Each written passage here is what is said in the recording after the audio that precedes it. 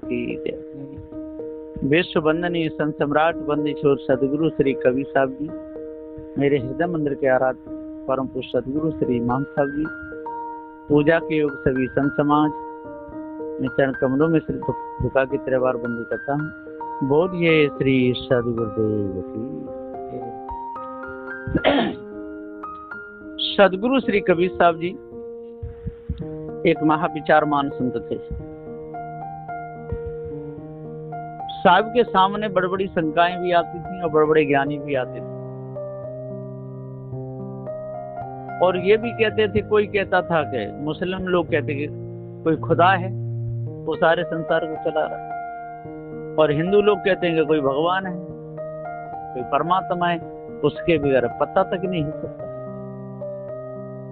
तेरी सत्ता के बिना हे परम मंगल मूल, पत्ता तक हिलता नहीं, खिले न कोई फूल।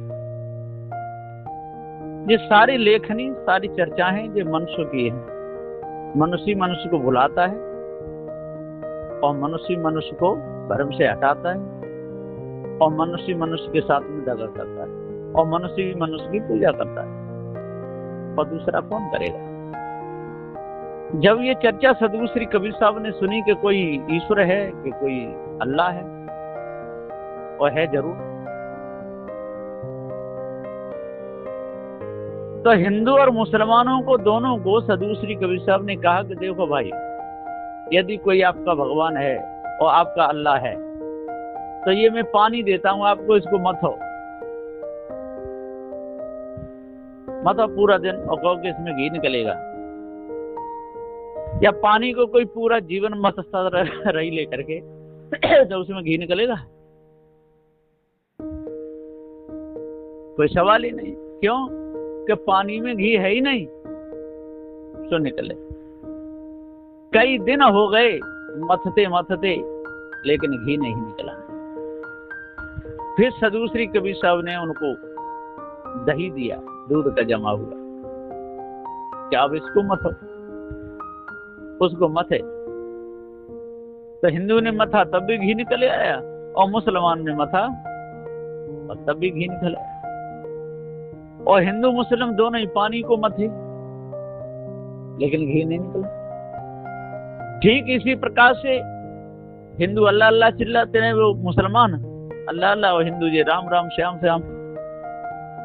लेकिन जिसकी कल्पना करी है, जो इस ब्रह्म आत्म परमात्मा की, अल्लाह खुदा की, वो है ही नहीं।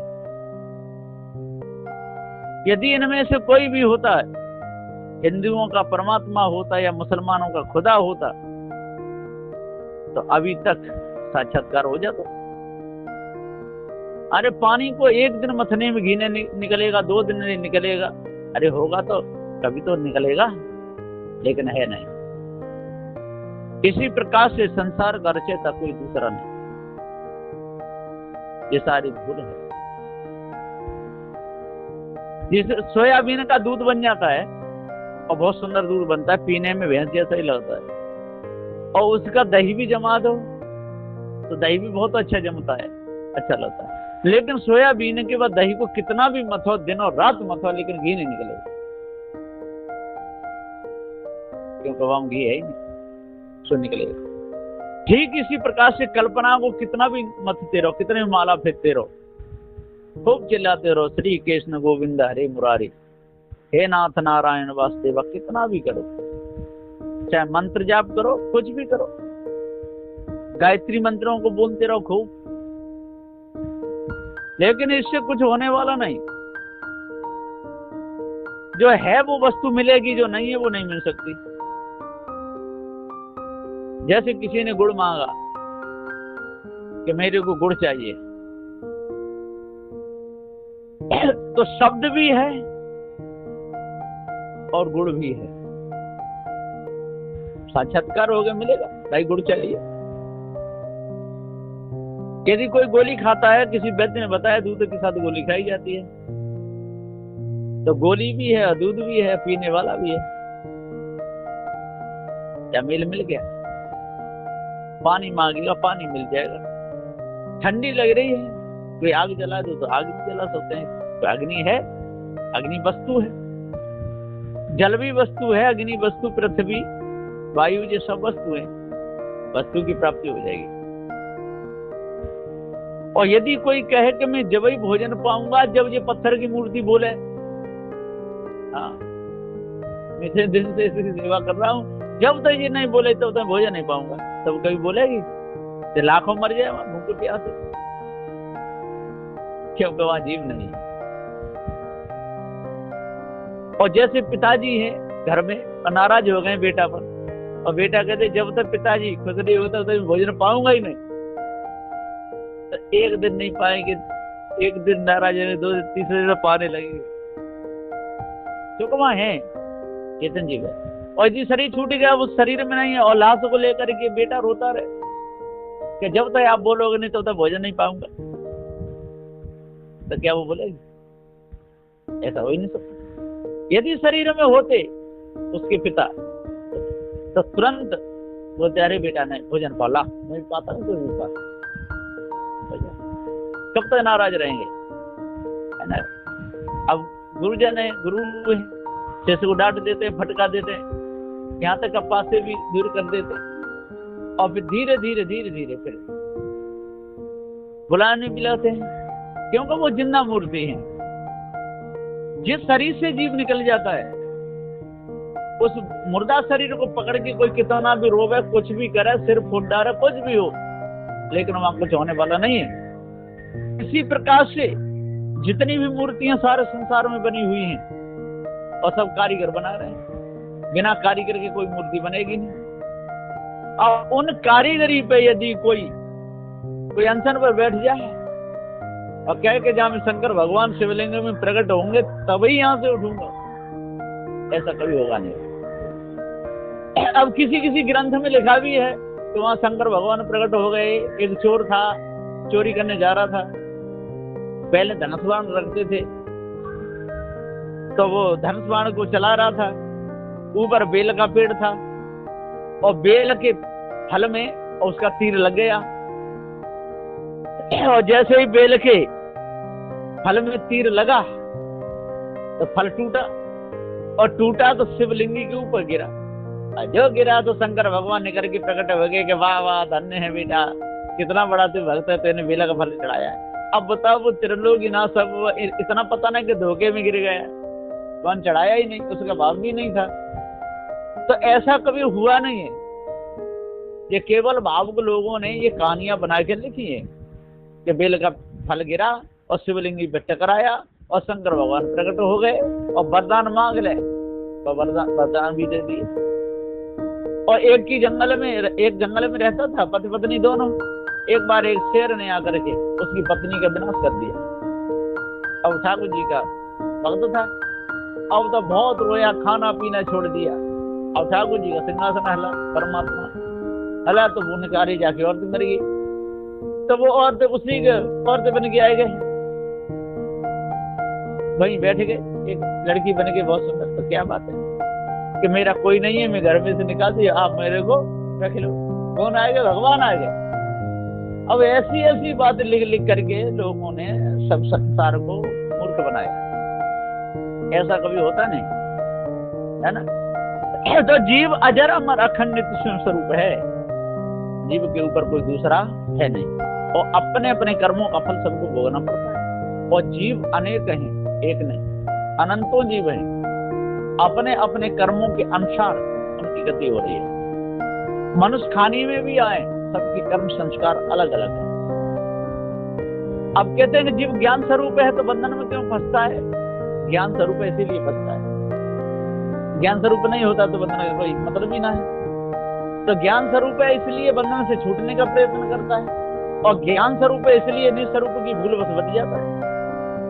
निस्वरूप को नहीं जाना तो बचेगा, और निस्वरूप का ज्ञान हो गया कि मैं ही सत्य है, जन्म अखंड अविनाशी हूँ, जो भी करूंगा मुझे कर्म का दंड भोगना पड़ेगा, तो उन कर्मों को छोड़ देगा।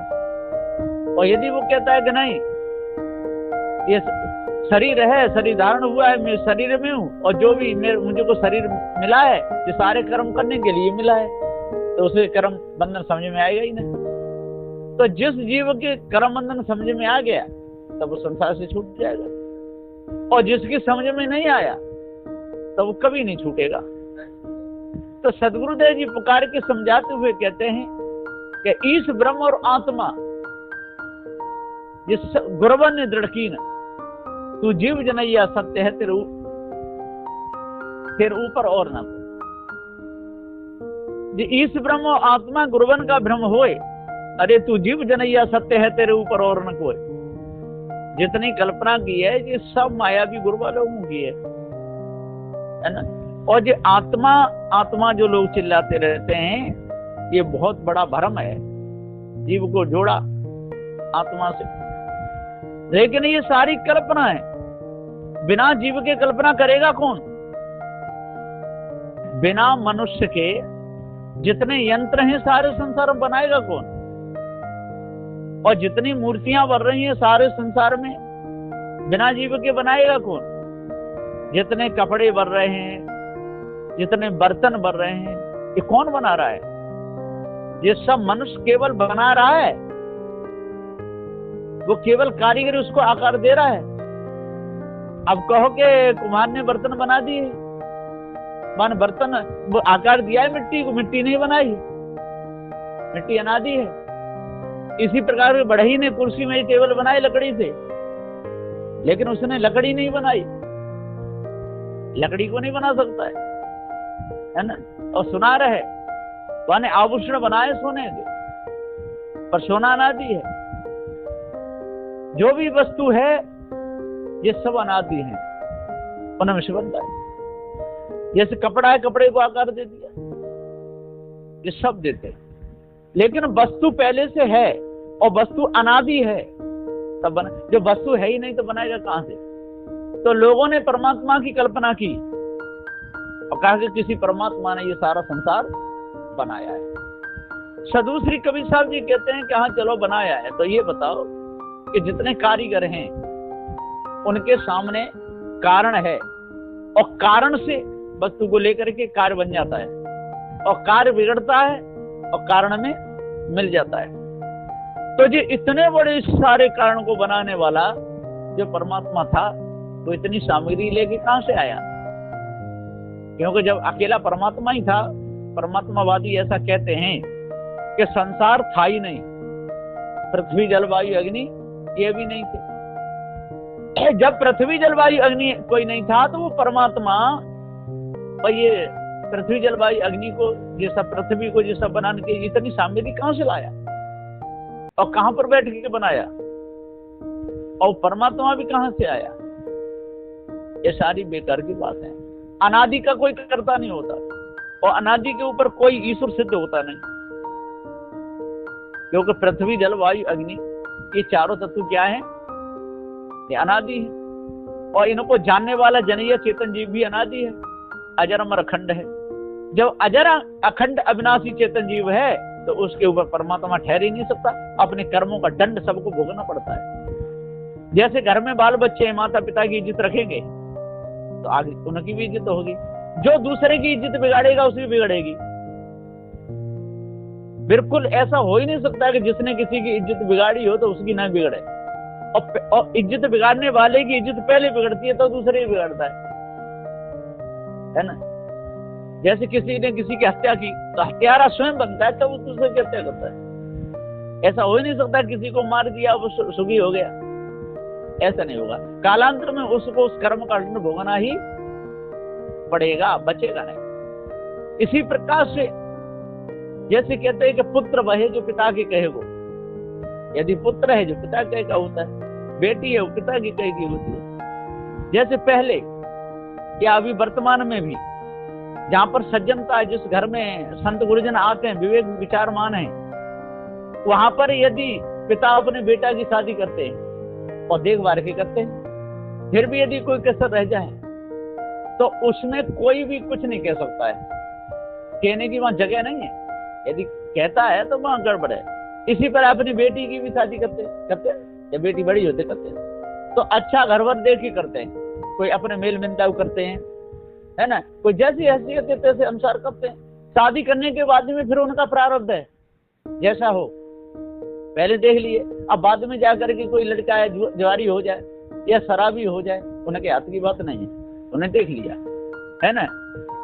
पहले लड़की को सदा पहले से पुरानी रीत रिवाज चली जाती है कि लड़की को अपने से जो कमजोर होता है उस घर में करते हैं। अपने से जो पैसे में बड़ा हो उस घर में इज्जत नहीं हो सकती है, और अमीर घर में तो लड़की की इज्जत हो ही नहीं सकती, कोई सवाल ही नहीं है।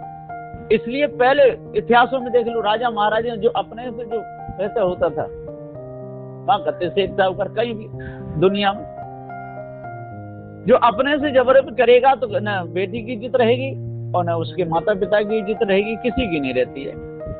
कहीं भी देखो, अपने से जो बड़ा विशेष होगा अति, उससे दोस्ती भी गड़बड़ है। क्योंकि पहले के इतिहासों में देख लो, जो राजा था द्रौपद बहुत बड़ा राजा था, और जो वो द्रोणाचार्य थे वो गरीब घर के थे, उन दोनों की दोस्ती थी। जब उनका बेटा दूध के लिए बिचला, उनके अपने मित्र के जहां से मैं गाय लाऊंगा, मेरा मित्र है राजा, और जब उसके पास में गए तो कि कैसे आए, अरे कि मित्र आज हमको आपकी याद आई और हमारा बेटा दूध के लिए बिचल रहा है और मुझे एक गाय मित्रता में चाहिए। राजा द्रौपदी एकदम नाराज हो गया, काल वर्णन हो गया कि तू गरीब भिखारी ब्राह्मण घर घर सीधा मांग खाने वाला, और मैं इतना बड़ा राजा, मेरे को मित्र कहता है। मित्रता होती है बलाबल की होती है। वो इतना सुन करके वहां से चले आए, लाचार हो गए। तो अपने से बड़े धनी को मित्र बनाना भी एक दोष नहीं आता है। तो सदगुरु श्री कबीर साहब जी पुकार के समझाते हुए कहते हैं कि जिस घर में सुमति होती है, जिस घर में संगठन होता है, जिसमें विवेक विचारवान लोग रहते हैं, जिसमें माता पिता की इज्जत होती है, तो उसमें सदा पीढ़ी दर पीढ़ी इज्जत होती ही चली जाती है। और किसी भी पीढ़ी में जहाँ इज्जत पे हमला हुआ और कोई बात हुई तो वहीं से फिर मामला खराब हो जाता है, पूरा बिगड़ जाता है मामला। इसी प्रकार सदगुरु श्री कबीर साहब कहते हैं त्याग वैराग की बात है। जो त्याग वैराग में जो चारों वर्णों में से निकल करके और साधु बनने के लिए आया, तो उसके लिए चारों वर्ण समान हो गए। ये नहीं रहा कि इससे दुश्मनी है कि जिससे मेल है, ऐसा नहीं। साधु चार वर्ण से न्यारा, यदि चारों वर्णों की मानंदी को छोड़ करके चार वर्ण से न्यारा हो ले तो वो न्याय कर पाएगा, न्याय करती बैठ के, नहीं तो कर नहीं पाएगा, नहीं तो पक्ष आ जाएगा ना, है ना। जिस वर्ण का है और उस वर्ण का आदमी सामने आएगा तो उसको पक्ष आ जाएगा, एक को बचाएगा एक को फंसाएगा। और यदि उसको त्याग वैराग पूरा है, संत गुरुजनों के साथ में रहा है, उसको पता चल गया सब मनुष्य हैं, और जिसको भी वो दंड देगा बिना कारण के, बिना गलती के, उसका दंड उसको भोगना पड़ेगा। तो वो न्याय की गद्दी बैठ के सही न्याय करेगा। उसकी दृष्टि में चारों वर्ण बराबर होंगे, वो न्यायाधीश है, वो न्याय कर सकता है। और जिसके अंदर पक्षपात है वो नहीं कर पाया। पक्षपात जिनके दिल अंदर न्याय नहीं थे वो क्या जाने, वह न्याय हो ही नहीं सकता। तो पछापछी के कारण सब जग रहा बुलान, और निरपक्ष हो हर वजह सोई संत सुजान।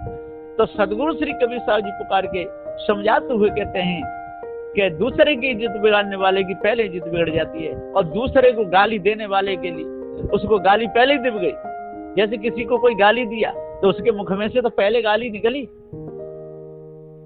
किसी को कोई गाली देगा तो पहले तो उसी के अंतकरण में से तो अंतर से गाली निकली, मुख में आई गई, तो गाली किसको लगी? स्वयं को। तब दूसरे पहले अपने विचारेगा, कहेगा, तो दूसरे के बच जाएगा, घाव करेगा। कोई भी तीर चलेगा तो चलाने वाले को पहले ही पाप लग गया। जब उसने निशाना लगाया, निशाना लगाते ही वो हिंसकी हथियार उठाते ही उसे पाप लग गया। उसे तो बाद में लगेगा, चाहे घाव होगा, उसको तो पहले ही जीवन बिगड़ गया, है ना। मांस खाने की इच्छा आते ही, अभी मांस खाया नहीं है, और खाने की इच्छा आते ही वो पहले मांसाहारी हो गया। इसी प्रकार से सदगुरु श्री कबीर साहब का जो निर्णय है सबके लिए हितकारी है। ऐसा कोई नहीं सारे संसार में, जब ब्राह्मण, क्षत्रिय, वैश्य, शूद्र, शेख, सैयद, मुगल, पठान, कोई ऐसा है ही नहीं। तो उसके लिए सदगुरु श्री कबीर साहब का जो उपदेश है लाभकारी ना हो, सबके लिए है। तो सदगुरु श्री कबीर साहब कहते हैं कि अपने आप को जानना चाहिए, भ्रम को त्यागना चाहिए, और सदग्रंथ बीजक को पढ़ना चाहिए, तब ये भ्रम मिटेगा इस ब्रह्मात्म परमात्मा का। और उसमें भी जो टीका सदगुरु श्री पूरन साहब जी ने किया है वो सर्वमान्य है। प्रथम टीका सदगुरु श्री पूरन साहब जी का है। जो सदग्रंथ त्रिजा को जो पढ़ेगा बड़ी अतरमर्मकता से, तो उसके अंदर से सभी प्रकार का भ्रम निकल जाएगा। लेकिन एक बात का तो ध्यान रखना पड़ेगा, किसका? जिसके कर्म नीचे हैं वो नीचा है, जिसके कर्म ऊंचे हैं वो ऊंचा है। जो सबका खद्द झूठन सबका खाए ले, तो पशु कोट में आता है, और वो पशु खाने में जरूर जाएगा, बचेगा नहीं। जो गंदगी में मौज लेगा वो सब्जी खाने में जाएगा, सबका झूठन खाएगा वो फर्क समझेगा ही नहीं, तो पशु खाने में जाएगा, है ना।